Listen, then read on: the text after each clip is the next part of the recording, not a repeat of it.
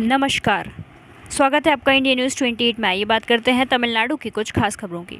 तमिलनाडु के त्रिची में वक्फ अधिकार बहाली महिला सम्मेलन। एसडीपीआई पार्टी की त्रिची महिला विंग ने त्रिची वक्फ संशोधन अधिनियम के विरोध में त्रिची मारक्कदई एमजीआर प्रतिमा के पास एक विशाल महिला सम्मेलन आयोजित किया।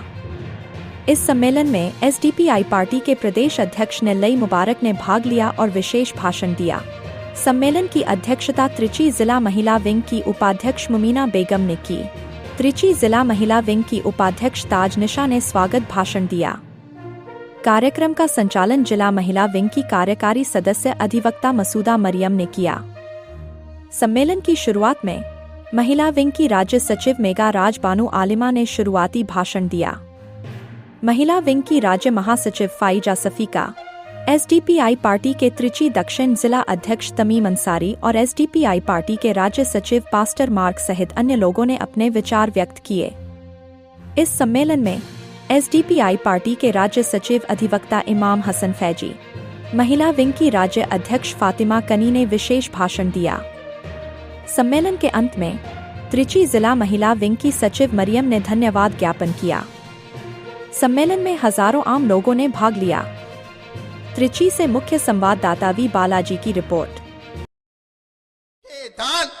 இந்த ஒன்றிய அரசு செய்கிறது ஒழிய மாறாக இது நியாயமானது, இது உண்மையானது, இது சத்தியமானது என்று அவர்களால் எங்கேயும் சொல்ல இயலவில்லை.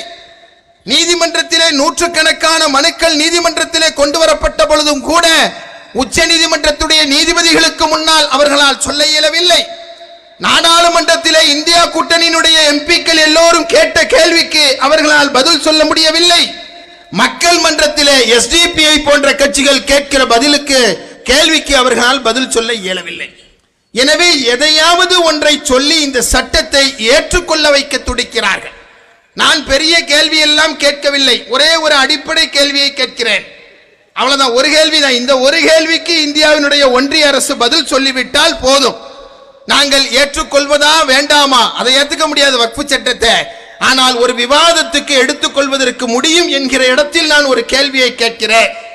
இந்த சட்டத்தை கொண்டு வர வேண்டும் என்று சொல்லி நீங்க ஏற்கனவே சொன்ன விதவை பெண்கள் என்னிடத்திலே கேட்டார்கள் என்று சொன்னீர்கள் அல்லவா? அதை தவிர்த்து ஒரு சட்டம் வேணும்னா யாருங்க கேட்கணும்?